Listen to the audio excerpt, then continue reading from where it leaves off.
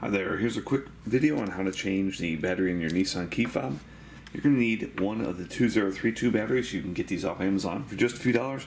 There's a link directly below in the description. That will take you straight there. And a flat blade screwdriver about this size is ideal. So you can have the blade open or closed, doesn't matter.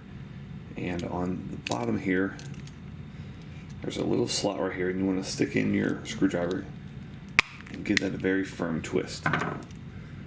This top portion is where the battery's housed. Take that out, go ahead and pry your old battery out. And your new battery is going to go in positive side facing downward. And then give this a very, very firm squeeze. Make sure that's in there. And hit your lock button, make sure your red light's working, and you're all set. Thanks so much for watching. Make sure you hit that thumbs up button.